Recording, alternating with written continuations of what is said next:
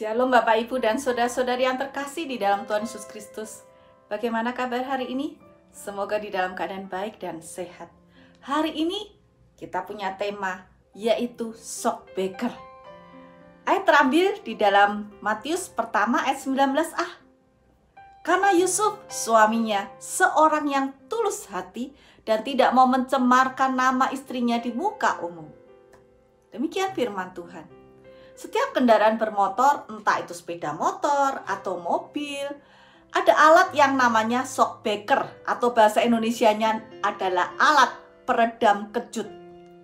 Alat ini sangat penting karena jalanannya akan ditempuh akan menemui berbagai hal, yaitu salah satunya jalannya menurun, menanjak, berbelok, bahkan ada kendaraan lain yang tidak menentu lajunya, kondisi jalan yang tidak selalu bagus. Dan tanpa adanya alat shock breaker ini, tak terbayangkan apa yang akan terjadi ketika kita mengendarai sepeda motor. Kita akan tergoncang-goncang, kita akan dikejutkan dengan tiba-tiba kalau orang ngerem begitu ya. Dan kondisi ketika kita mengendarai kendaraan bukanlah kondisi yang nyaman.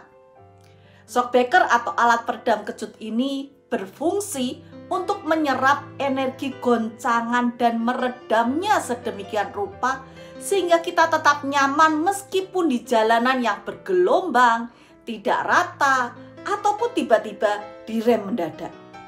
Nah, saat saya merenungkan tentang fungsi alat ini, alangkah damainya di dalam hidup ini jika setiap orang bisa menjadi seperti alat shock breaker ini, menjadi peredam kejut atas setiap masalah yang terjadi.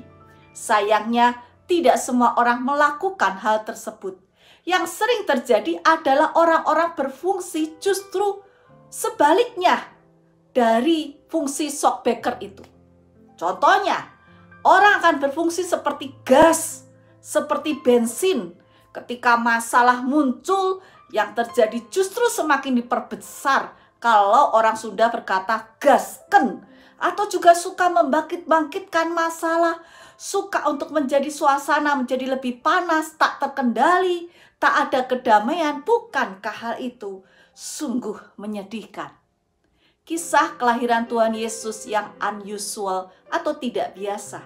Ketika Maria mengandung dari Roh Kudus, Yusuf kecewa, sedih, marah, hatinya hancur.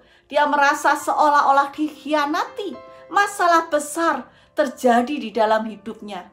Meskipun semua perasaan negatif muncul di dalam dirinya, tetapi ia tetap tidak mau mencemarkan nama istrinya di muka umum. Tidak ada tindakan gasken, tidak menjadi kompor biru, ya, kompor api biru, atau seperti juga bensin.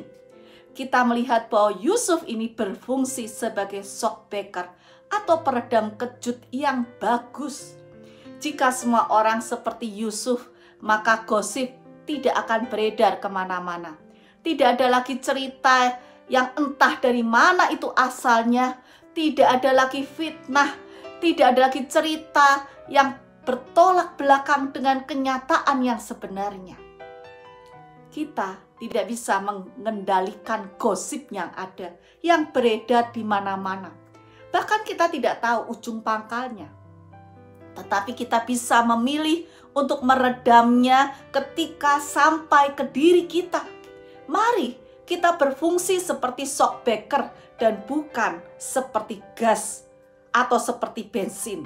Mari kita sebagai orang yang percaya kepadanya, kita menunjukkan gaya hidup yaitu meredam gosip dan tidak malah menyebarkannya, apalagi membumbuinya. No. Mari kita menjadi peredam kejut yang baik bagi sekeliling kita. Tuhan memberkati kita.